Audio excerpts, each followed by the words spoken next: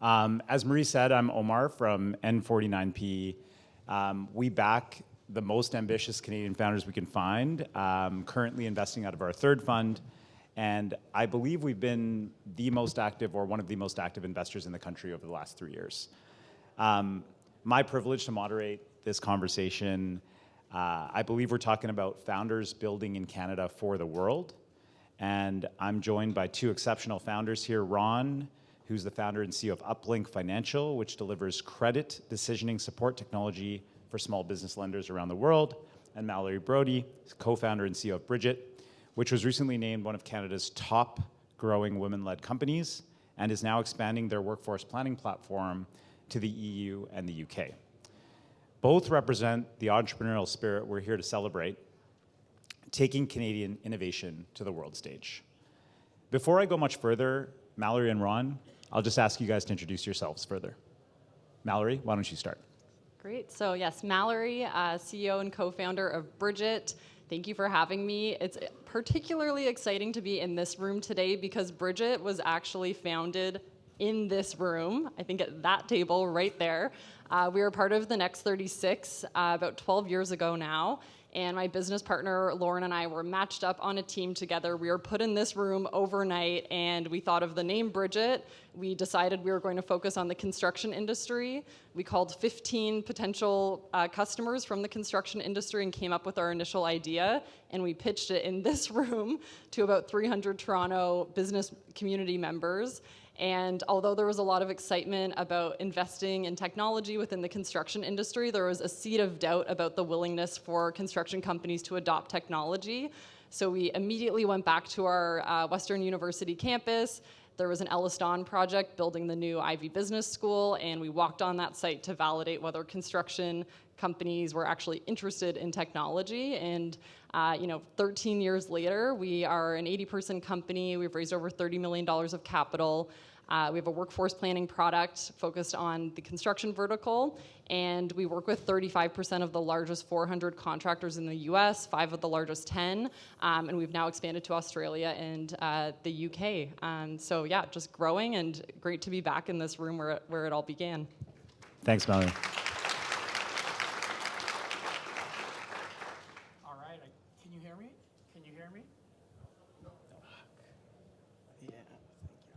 Can you hear me now? Okay. Sorry, Sarah, it didn't work. Hi, I'm Ron Benegbi, founder and CEO of Uplinq. Just a little bit about me. Serial entrepreneur, Uplinq is my fifth, and as I've been told, it's my last startup. So. Told by whom? Well, who do you think? My wife. She's had enough. I've had a couple of good runs. I also had a horrific flop back in early 2010. So certainly not perfect by any means, but Uplinq is a real passion project for me, having migrated to Canada many, many years ago with my family and watching my parents struggle firsthand as small business owners, simply trying to put food on our table. So what we do at Uplinq is we deliver some pretty sophisticated software to banks all over the world.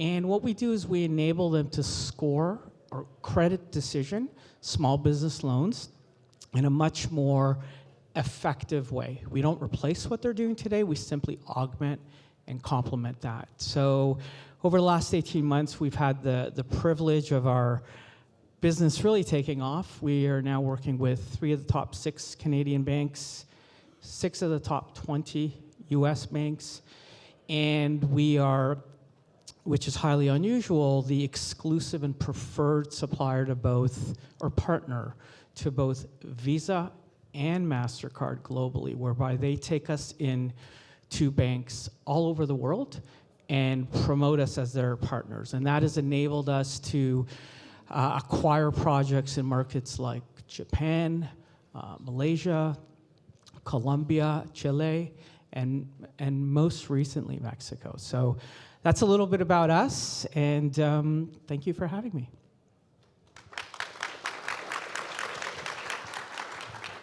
Thanks to both of you.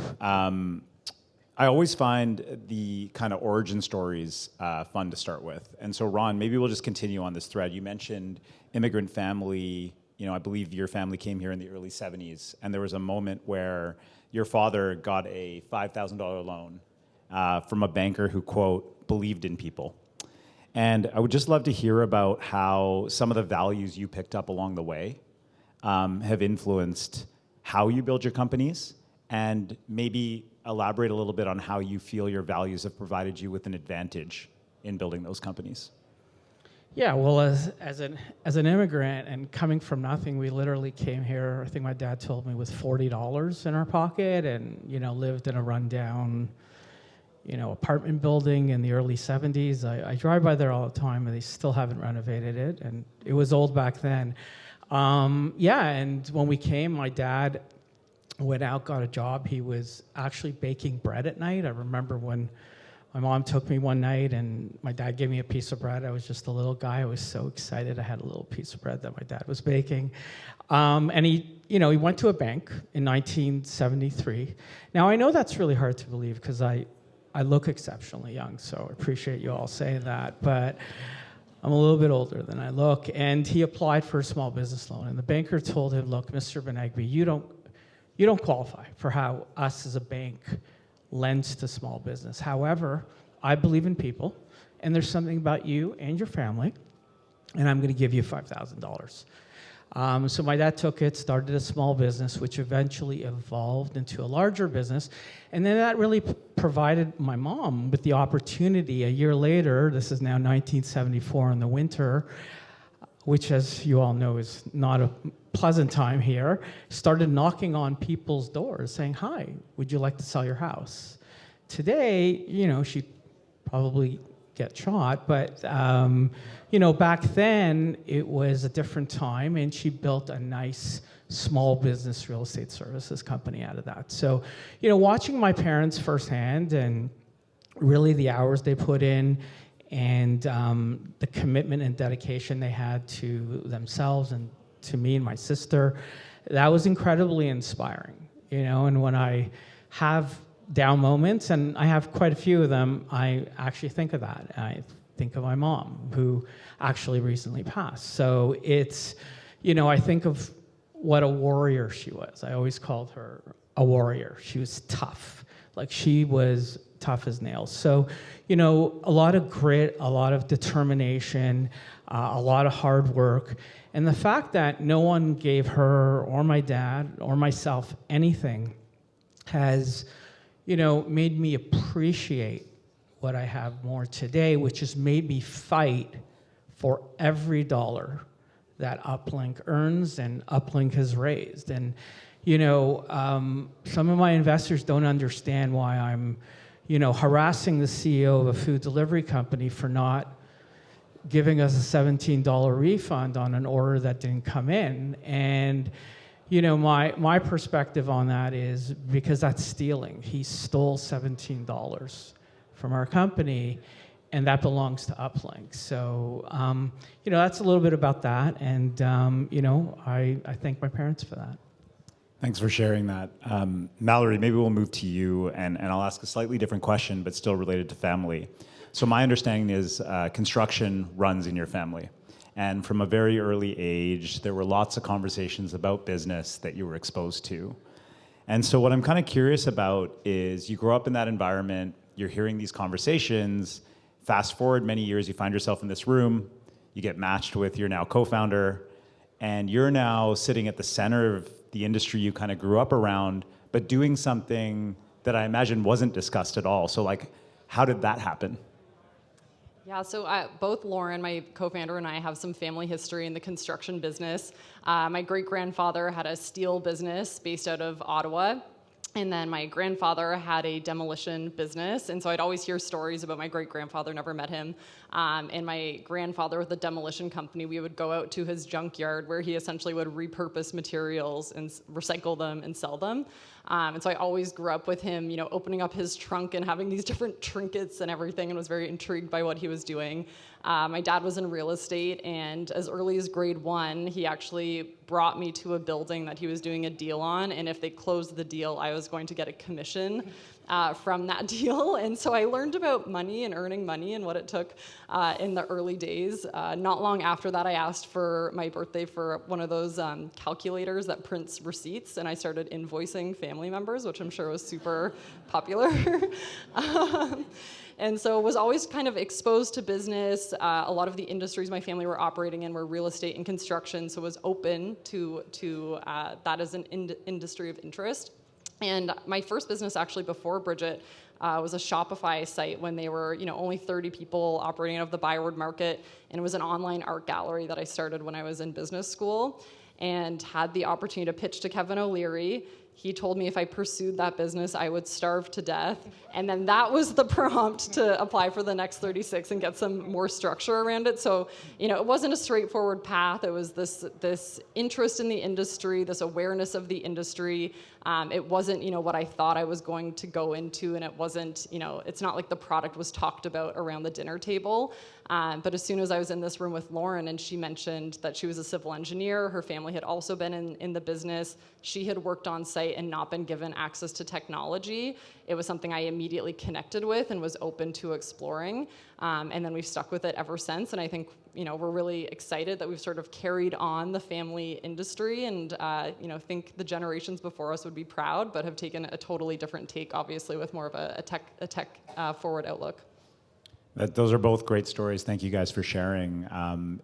My son is about to turn 10, and he's just written his first invoice. So this is kind of a great story I'll share with him later on today. And if he ends up on a stage like this, I'll be very proud. I still need to collect. I don't know if I got paid on any of those invoices. He's quite annoyed that he hasn't actually got paid on this invoice from his uncle. So, so I was going to say you're in default then, or? No, it's my cousin who's in default. But I've also agreed to match whatever he earns from this particular gig. So I guess in theory I'm in default as well.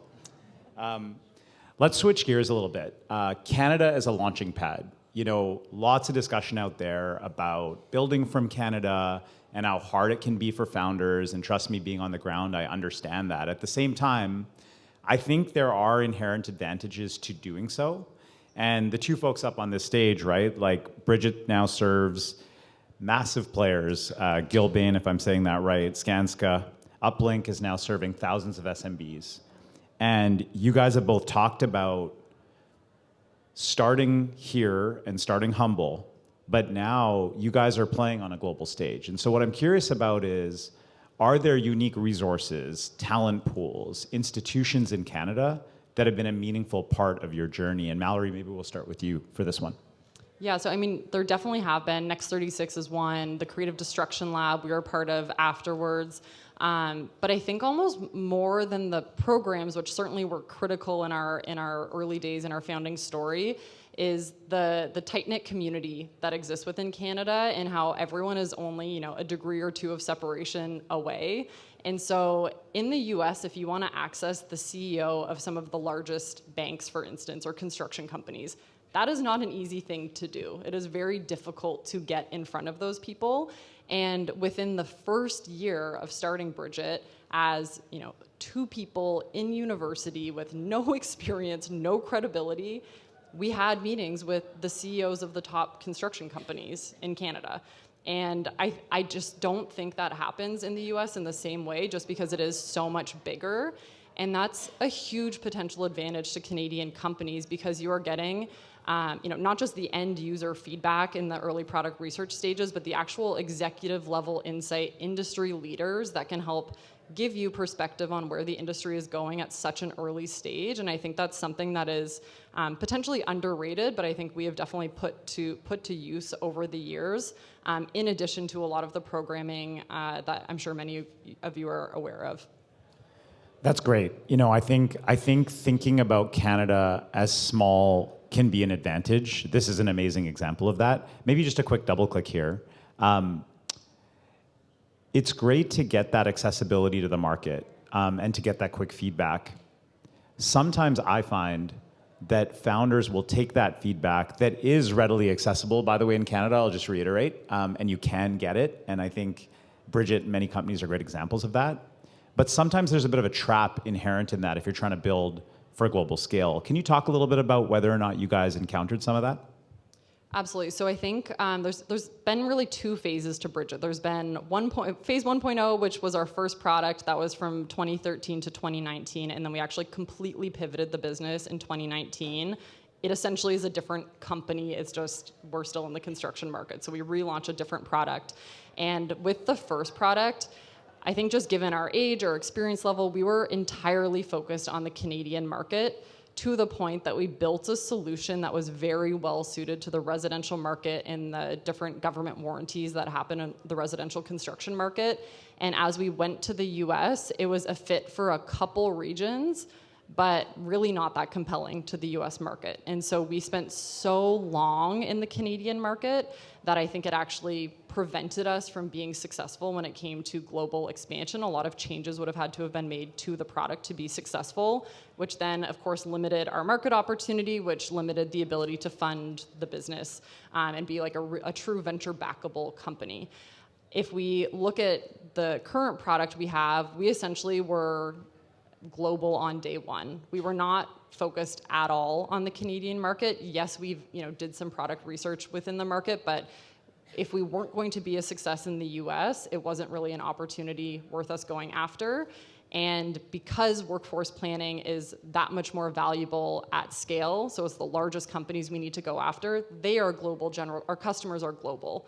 And so it was very obvious, I would say, from day one that not only do we have to build a solution that would be suitable for the US market, 10 times the size of the Canadian market, but the customers we were selling to were global, and therefore we would also have to be global if we wanted to win. And so it was a completely different mindset shift that we made for the second product, which I think has really increased our overall market opportunity and just the opportunity for the business overall. But we were very slow to do that on the first round, and I think that did hurt us. So I think, take advantage of the fact that you can connect.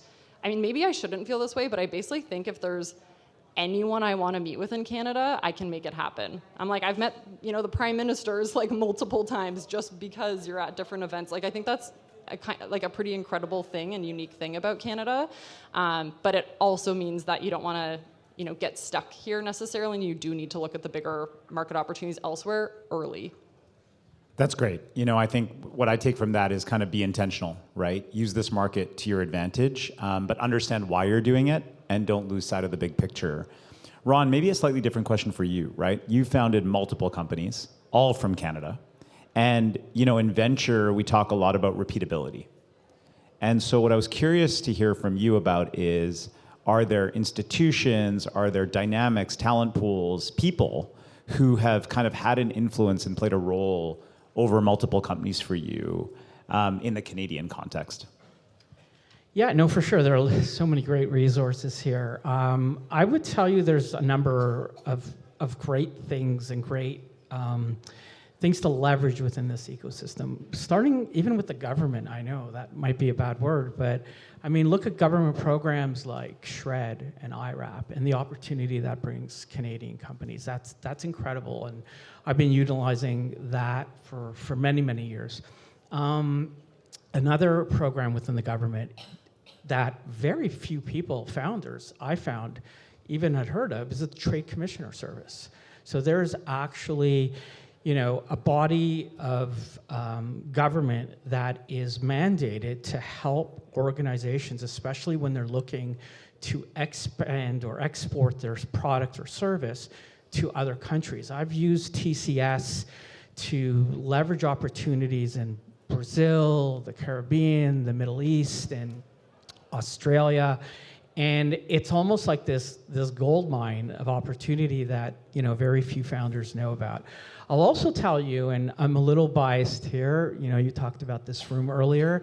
I was a volunteer advisor at Mars for, I don't know how many years, 4 or 5 years, and I think this is also an underrated ecosystem in terms of being part of this community. And I've had the good fortune of being on both sides, being portfolio companies, but also as an advisor, being able to work with startups. And I know that, leveraging and tapping into things like their advisory network has been incredible. Their funding network, that's been incredible. And when I started Uplinq, actually, and I was looking for data, I went to Mars Research, and they put together all of these reports that there was just no way in the world I could have afforded it. But reports from like Forrester and Gartner, and I was able to use a very credible, authoritative type of data to present to potential investors and leverage that based on the support I had. So I think there's a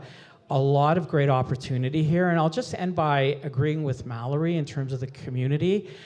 You kind of took that as my first answer, but that's okay, that's okay. What I love about this ecosystem is I find that Canadian founders have a real pay it forward mentality. You can call them, you don't even need to know them. You can just send them a cold email and tell them a little bit about who you are. And I found that, you know, the mentality is so much different and so much more open and receptive than sort of a similar situation in the US. So I would tell you to leverage that. Canada's a great country, and, you know, I think there's a lot of opportunities here for founders. That's great. Thanks for sharing. And I can say personal experience with the Trade Commissioner service, had no idea it existed, extremely helpful. Particularly in my case, we were navigating markets in Southeast Asia. And so to have that local context as you're thinking about your global growth, just given how differently business gets done, was incredibly helpful. And of course, being able to walk into these offices halfway across the world, I was shocked at how easily and quickly we were able to do that. What I will say is a lot of these resources aren't super obvious. So maybe one follow-up question to you, Ron, is how did you discover all this stuff? Is this just like the grit of an entrepreneur figuring it out, or were there people or institutions that directed you? Like, how did you find all this stuff? Yeah, I would tell you it's a lot of just a lot of talking, a lot of networking, a lot of hustle. And then from there, it kind of just creates a domino effect. Once you get in front of one person, and that leads to another. And it's interesting with the Trade Commissioner service.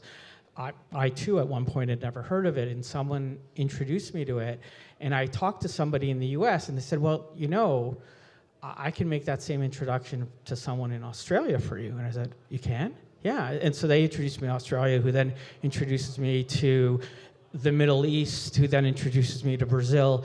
And all of a sudden, these dominoes started to fall, and these opportunities started to arise for various companies I worked with because of these efforts. So it's like anything else. It's like sales, right? You've got your top of the funnel. You know, we're all trying to get to the bottom and close that deal, but the more you do, the greater chance you have at success. So just keep at it.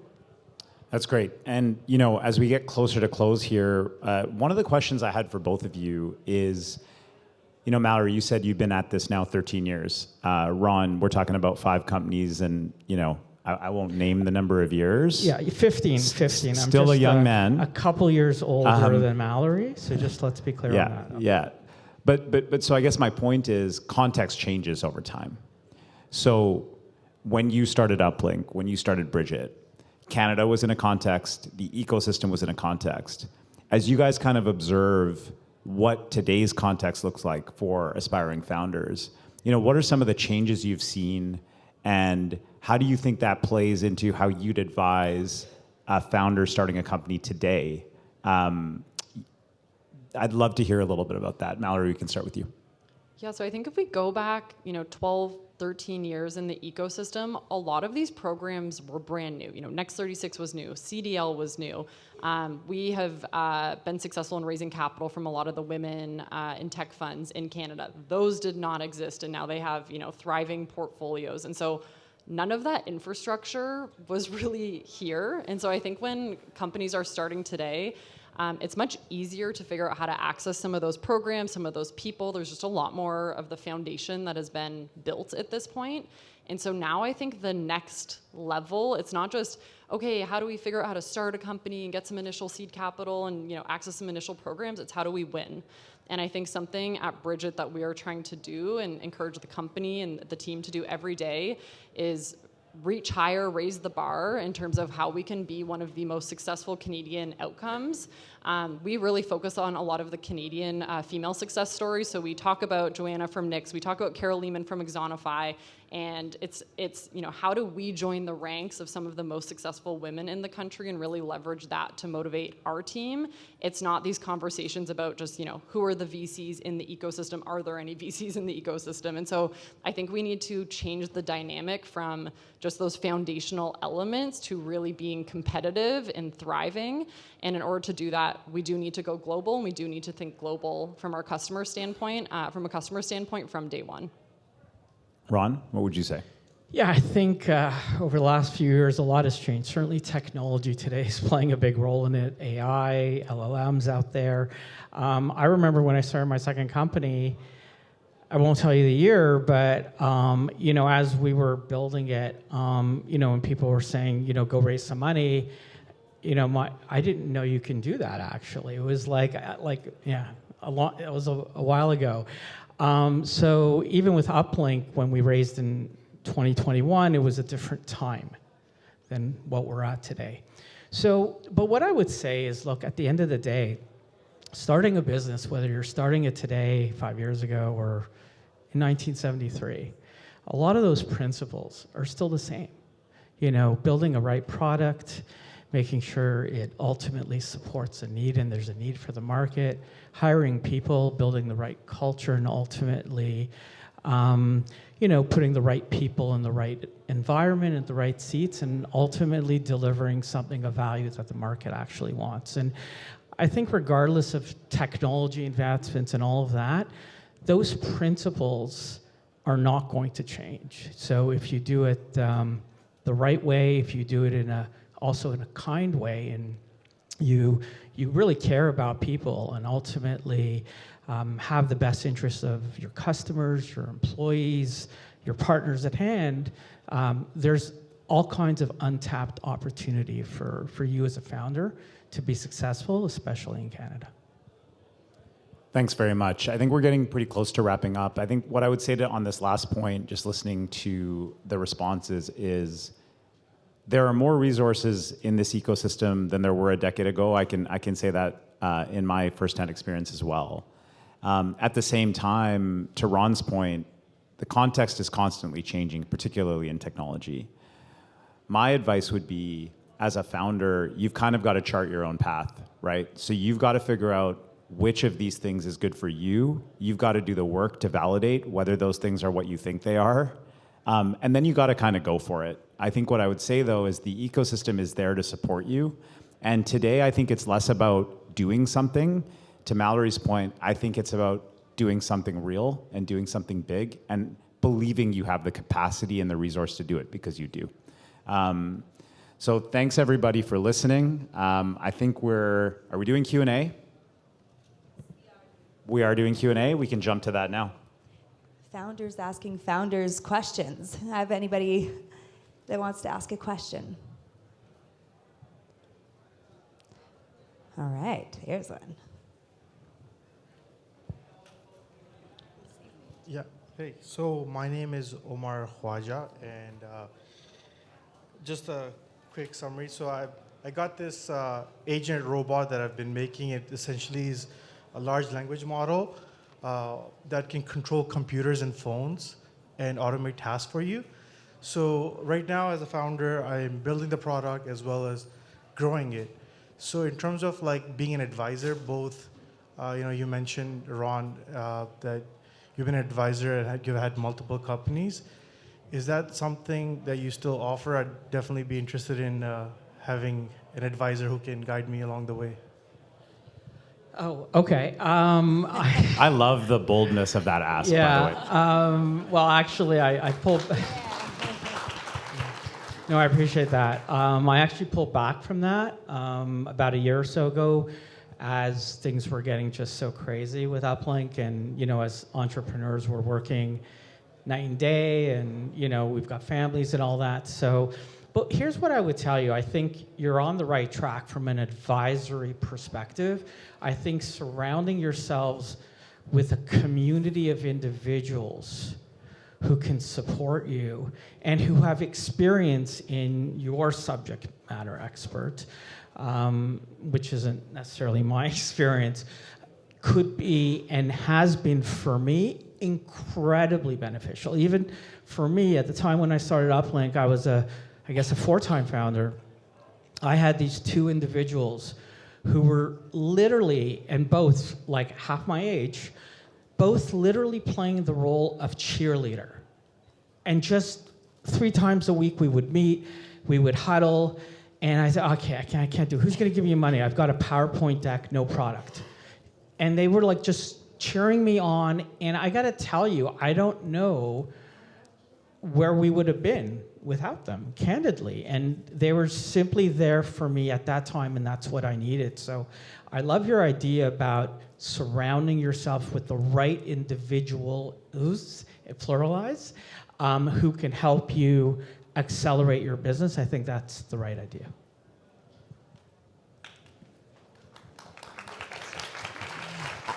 I guess like a follow-up is like, how do people ask for an advisor? Like how do you like to be reached out for? This is yours question. So in terms of advisors we've had, it has been fairly organic, I would say, in terms of, angel investors that we've, brought on over the years that have the particular subject matter expertise in construction or enterprise SaaS, et cetera. And there's just people that I think naturally lean in, and we fully take advantage of that when they do, to ask, many questions to them. In terms of how we provide advice, Lauren and I would get a lot of reach outs, particularly from female founders, and we wanted to help everyone, but it could pretty quickly become a full-time job. And so we've essentially set up an AMA on a monthly basis where we join. It's essentially office hours, and that's sort of a way that we've made ourselves available, but also keeping in mind that we ultimately have to grow Bridget, and that's sort of the best thing we can possibly do to have impact in Canada and the Canadian economy. But I think, the last thing I would say on the advisor piece is I think all of us can be advisors to someone, and I think we all sometimes wait until I exit, until this, until that, I couldn't possibly help anyone. But you can help someone who's just 6 months, earlier than you are in your journey. And so if any of you have already started companies, I'm sure many of you have, think about if there's someone that's just, 1 year, 6 months behind where you currently are, and how you can help them. And I think we can all be advisors. So I think that's something that we should all continue to do and share within the Canadian ecosystem as well. Absolutely. Pay it forward. Anybody else have any questions? There's one in the back right there, Phoenix. Thank you. I'll step out here. My name is Laurel Carr, and I'm curious if in this time where there's a big fervor around buying Canadian, who is directing businesses right now Canadian businesses right now to sell in US dollars? I'm curious how that happens, whether that's coming from the investors. And I know that you're selling your products outside Canada, so I'm just curious, how do you decide how you are going to sell your products with how you're going to set up the payment for the different locations? Thank you. So just so I understand the question, it's you're asking about sort of pricing globally? I guess it could be a pricing, or how how you set up it may be pricing, but is there pricing that should be specific for Canadian companies selling to Canadians? I think that's the question. Is that clear? Yeah. Yeah. Okay, thanks. Any thoughts, panelists? Yeah, I mean, well, there's a couple of thoughts. One, on just from an execution point of view, there's so much technology out there that allows you to basically set up accounts in multiple currencies and, leverage that platform. We happen to use one in Canada. I'm very proud to say that we're a Loop Financial customer, which is a homegrown product. I think they were named one of the most ambitious companies to use, but we've been using them well before that. So very proud of that.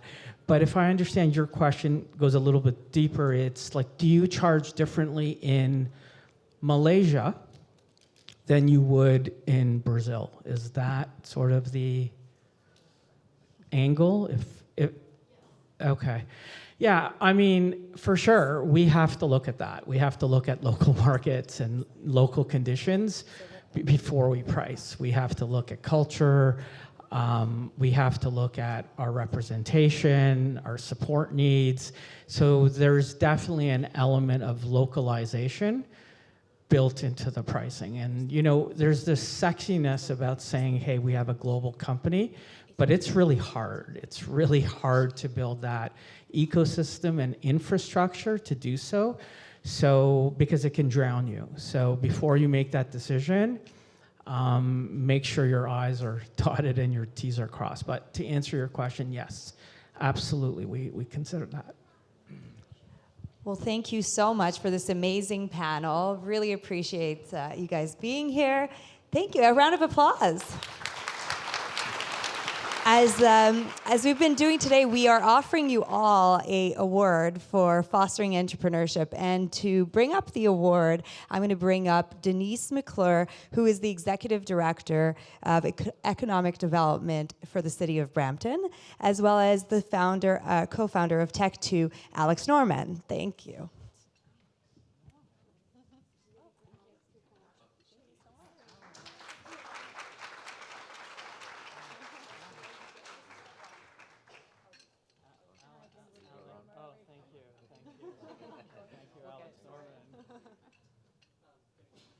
Okay.